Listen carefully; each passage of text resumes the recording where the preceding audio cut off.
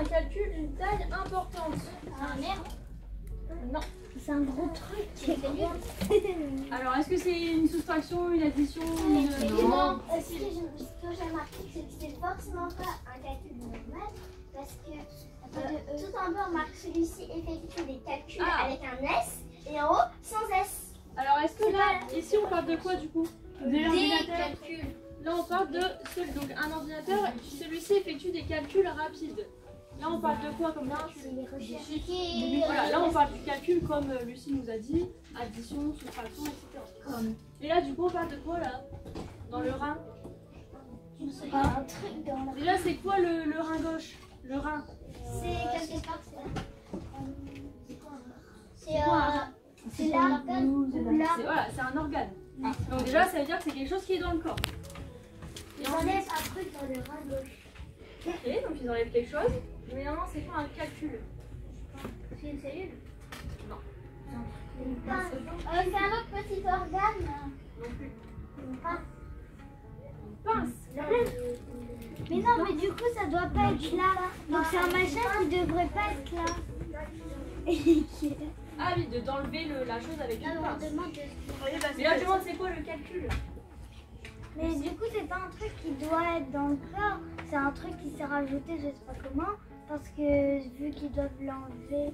C'est quelque chose qui quoi? J'ai pas entendu. Bah, qui doit pas être là. Ah oui, alors déjà, c'est quelque chose qui doit pas être là parce que s'il l'enlève. Et surtout, on nous dit quoi ici? Là, le médecin n'avait qu'une faible chance de réussir. Bah, c'est dur. Ça, voilà, c'est-à-dire que déjà l'opération elle était délicate, donc là comme là, c'était une opération un peu dangereuse. Ça fait mal. Calcul, je vais vous le dire parce qu'apparemment il n'y a personne qui est au courant. Alors un calcul c'est, du coup ça crée une petite boule de sel, de tout ce qu'il y a dans le corps. Et en fait ça bloque. Oui, je vois. Bon, en fait ça marche un peu comme un caillou, mais c'est bloqué du coup. Alors, bonjour à tous. Je vais vous faire un modelage en enseignement explicite sur les compléments de la phrase. Votre cerveau, il réfléchit de différentes manières. Vous utilisez des stratégies. Et donc, ces stratégies, par moment, on ne réfléchit plus. Je vais prendre l'exemple justement quand vous étiez bébé. Vous avez appris à marcher. Et au début, quand on apprend à marcher, on essaye de décomposer sa jambe, on essaye de savoir qu'on doit mettre un pied devant, puis l'autre, puis on est un peu hésitant. On marche sans s'en rendre compte de savoir ce qu'on fait. Tout simplement parce que le cerveau, il a répété les gestes de telle manière que c'est devenu un réflexe.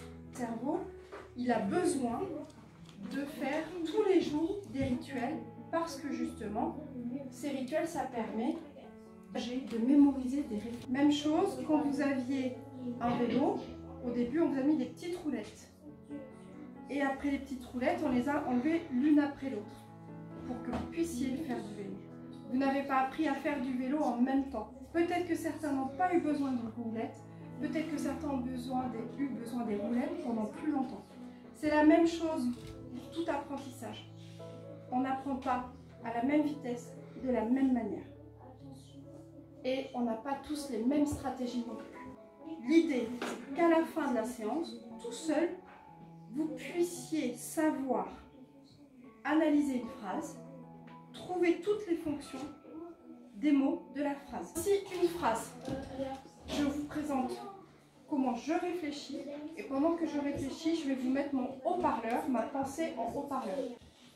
Quand je regarde, je vois déjà une phrase qui a été écrite au tableau.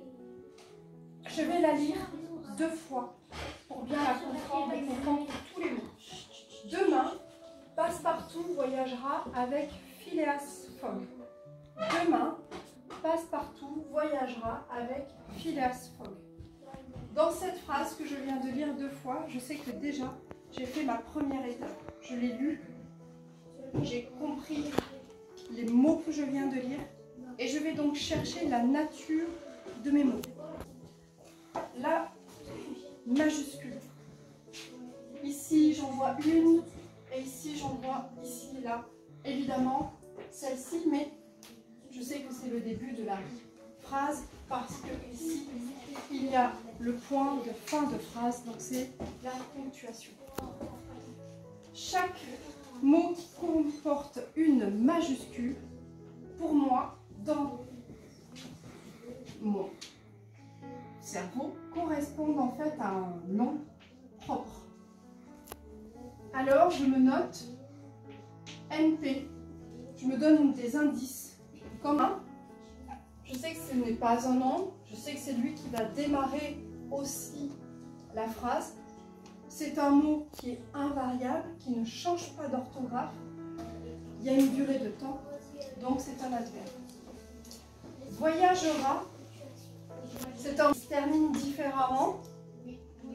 Et je sais qu'il peut se décliner différemment. On peut dire voyage, voyager.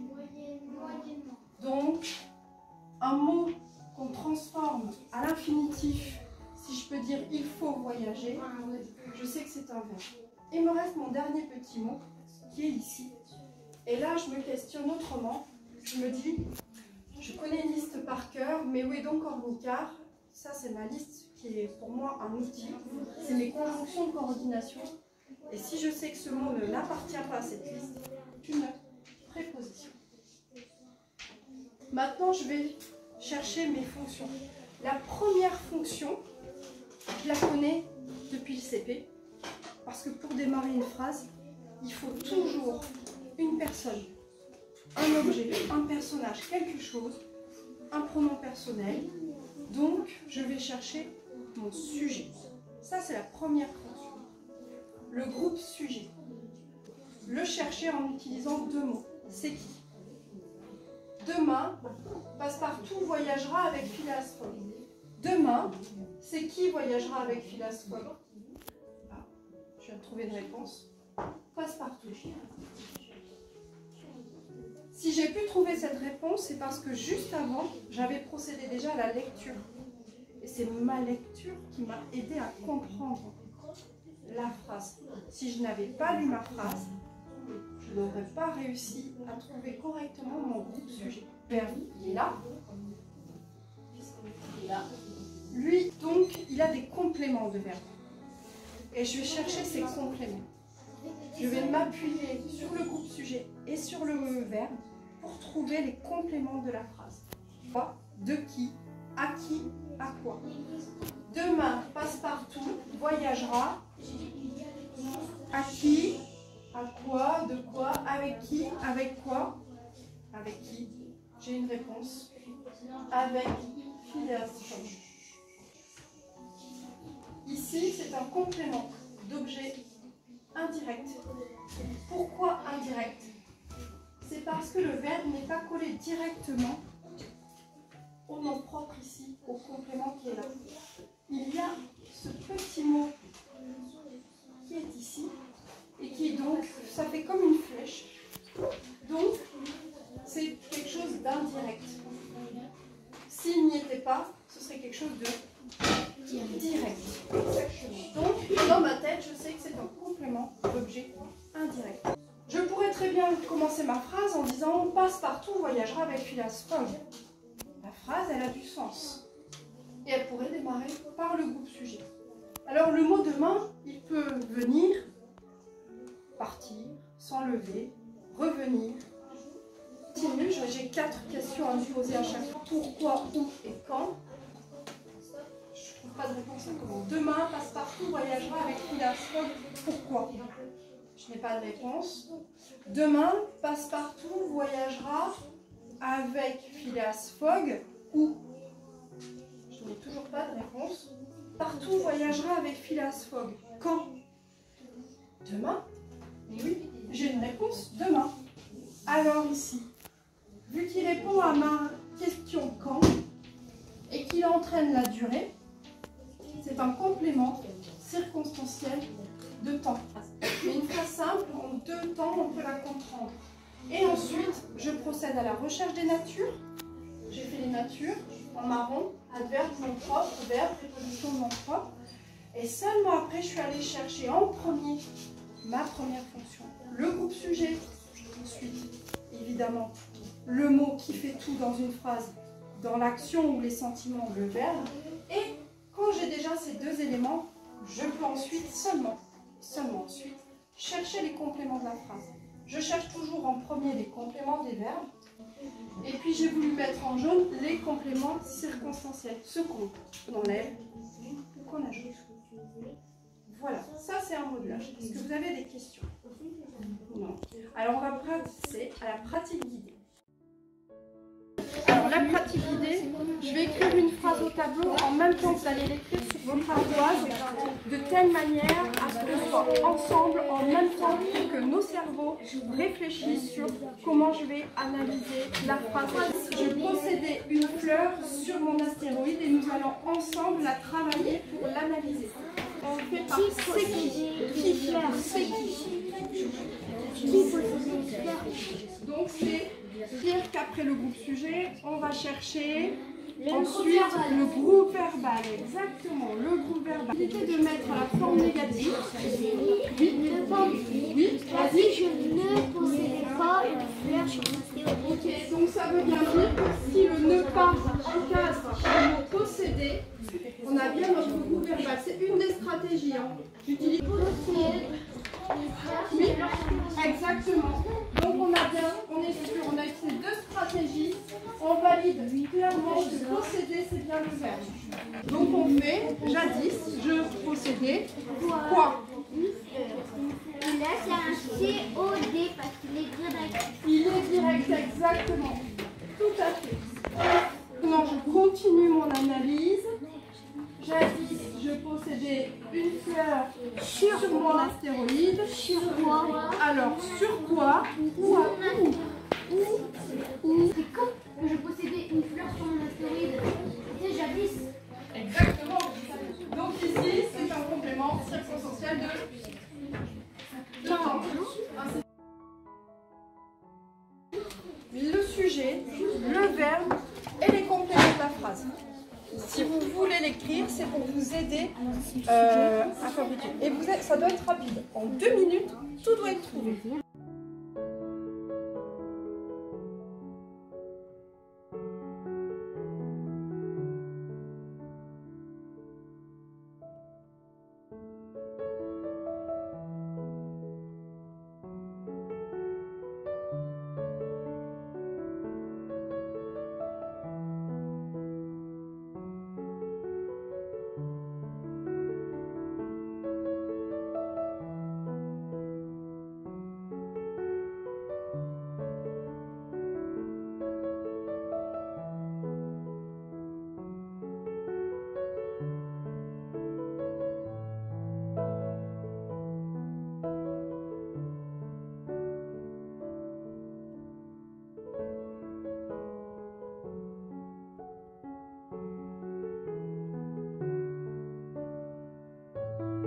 Choix possible.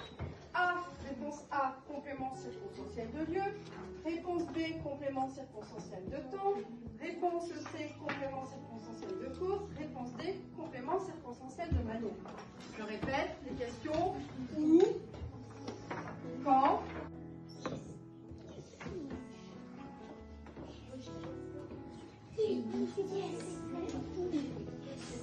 Non mais ça ne nous demande pas si on a bon, c'est juste que ça. Non, au moins il nous avait.